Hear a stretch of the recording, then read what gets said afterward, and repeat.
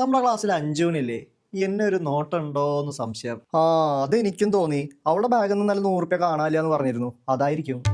ആ നോട്ടല്ല, പ്യാർ പ്രേമ ലവ് ക്യാദൽ. എടാ, നമ്മളൊക്കെ പൈസയും ചെലവാക്കി അച്ഛനമ്മമാര് സ്കൂളിലേക്ക് വിടുന്നത് എന്തിനാ? അത്രയും നേരത്തെ ശല്യം ഒഴിവാവാൻ. പഠിക്കാൻ. ആ സമയം നമ്മൾ പഠിപ്പിൽ ഫോക്കസ് ചെയ്ത് പഠിച്ച് പാസ്സാവാൻ നോക്കാതെ പ്രേമം മണ്ണാങ്കട്ടാന്നൊക്കെ പറഞ്ഞ് നടക്കുകയാണോ വേണ്ടത്? ഇതൊക്കെ മോശാട്ടോ. ശരി ജ്ഞാനപ്രകാശക. അരേ വാ മിടുക്കൻ, നിന്നെ പോലൊരു സുഹൃത്തിനെ കിട്ടിയ മതി ജീവിതം നന്നാവാൻ. ഈ സ്ഥാനത്ത് വേറെ ആരെങ്കിലും ആയിരുന്നേൽ എന്റെ മോനെ പിരികേറ്റി ആ പെണ്ണിനെ പ്രേമിപ്പിച്ച് ജീവിതം കോഞ്ഞാട്ടാക്കി മാറ്റിയേനെ. നീ എന്റെ മോന്റെ കൂട്ടുകാരനായത് ഞങ്ങളുടെ ഭാഗ്യം.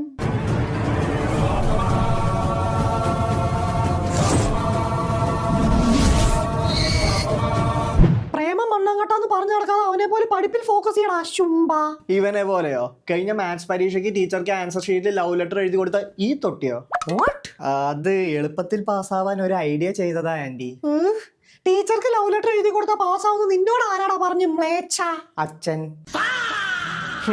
അല്ലേലും ഇപ്പോഴത്തെ പിള്ളേരെ പറഞ്ഞിട്ട് കാര്യമില്ല, വീട്ടിലുള്ളവരെ പറഞ്ഞാൽ മതിയല്ലോ. അല്ലേ ഷീലു? അച്ഛൻ ഈ ഐഡിയ പണ്ട് പറഞ്ഞു കൊടുത്തത് അങ്കിളാന്നാ പറഞ്ഞേ.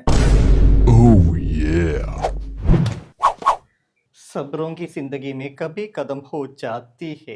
നിങ്ങളുടെ പഴയ ഹിന്ദി ടീച്ചർ കൊടുത്ത ലവ് ലെറ്റർ അല്ലേ? ഞാൻ കേട്ടിട്ടുണ്ട്. അരേ ബാപ്പുരേ. പിതാജി മൂഞ്ചി.